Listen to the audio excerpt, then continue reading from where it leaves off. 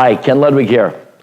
Today we're going to talk about the day 12 check-in call. Now, if you're working with someone who's just done the 11-day fast start, day 12 is their final check-in call. They will have weighed and measured this morning, and you will get them on the phone, and you will be excited because whatever they have done more in these 11 days than they have ever done in 30 days of dieting in their lives. And you should be excited for them. They should be excited about their accomplishment. Now, maybe they're done here. Maybe that's all the weight they wanted to lose. Still, it's an opportunity where I usually say something like, I hope you're proud of yourself because I'm immensely proud of you. This is a demonstration of what your discipline and your willingness is able to accomplish. And I think it's a very big deal to reinforce that for people. You know, a lot of us grew up in a paradigm of talking in terms of willpower. Willpower is one of my favorite subjects, and I think it's an important thing for each coach to recognize the difference between willpower and willingness. Willpower is this argument that I set up between me and me. And I'm going to lose exactly half of that 100% of the time. So I don't like to think in terms of willpower. It reminds me of the cartoons we watched when we were kids. There's a little angel here and a little devil here, arguing back and forth about what you were going to do next. That's willpower. Willingness is about the intention that your cleanser set at the beginning of this process, and their willingness to accomplish it, to do whatever it took to get there, is what got them there. There is no argument. It's about the idea of, I've set an intention, I'm going to lose a dozen pounds during the course of these 11 days. This is my intention. I'm willing to do whatever it takes. When they see that obstacle in front of them, that bowl of ice cream, that bowl of cookies, whatever it is, that bowl of M&Ms on the receptionist's desk, I am willing to forego that in order to accomplish my intention. That's important, and they've accomplished that. Your reinforcement as a coach makes them understand that this has been worth it for them. It has been worthwhile.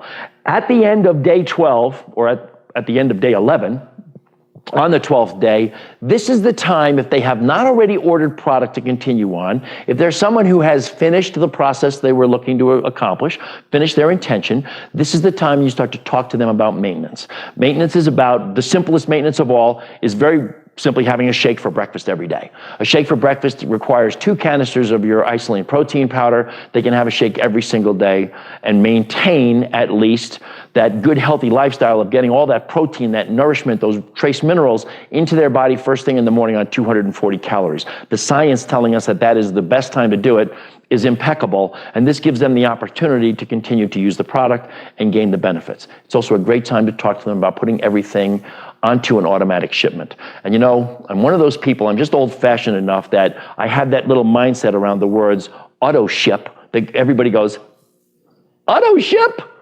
It has a negative connotation. So I talk in terms of an automatic shipment. Okay, let's not give it the little what do they call that? The little babble, or the little colloquialism, whatever they call that thing, auto ship. It's not what I want to say to people. I ask them if they want to put it on an automatic shipment. That way they don't ever have to bother with me. They don't have to remember to order. They don't have to look to see how far they are in their second canister. It's just going to come and it's always going to be there. It's a great time to bring it up. Anytime's a great time to bring it up, but now is a perfect time if somebody has accomplished their goal. Now suppose you're dealing with someone who's on their 30-day. Day 12, of course, is now just their second check-in day on what their weight is. And of course, still, we're going to be excited because whatever they've done better than they would have done on a diet. And now we start to talk in terms of where are they and what does the schedule call for? And the schedule calls for a second meal. The objective of the second meal is to raise their basal metabolic rate. And it sounds counterintuitive, but we're going to help them lose more weight by raising the amount of calories that go into their body. We don't want to deprive their body of too many calories for too long because we don't want to wind up in that starvation mode that we've talked about so many different times. So on day 12, we explain to them, you're now entitled to a second meal. And what that looks like is you have a shake for breakfast, you have a 400 to 600 calorie lunch, and you have a 400 to 600 calorie dinner, and then you're going to have a shake later on in the evening for a snack. And that should work very well for you to help you put more calories into the system and again, raise that basal metabolic rate. That is the rate at which your body burns calories when you're sitting on the couch doing nothing, when you're at rest. And that's what we're trying to enhance so that your body is literally burning more calories when you're watching TV than what it's burning now. Important to stress with people that if they get to that second meal at night and that just seems like way too much, a meal and a shake, I always tell them to opt for the second shake rather than opting for the second meal. Don't skip that second shake. Go ahead and skip the second meal if it feels like too much. The other alternative I give them that I don't favor as much is to just have a small meal and maybe half a shake. I would prefer they had the full shake and not had the meal at all.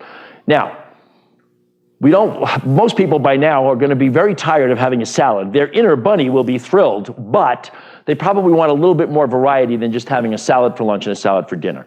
They can go onto the Isagenix website, explain to them how to do that. There are recipes on the website for 400 to 600 calorie meals.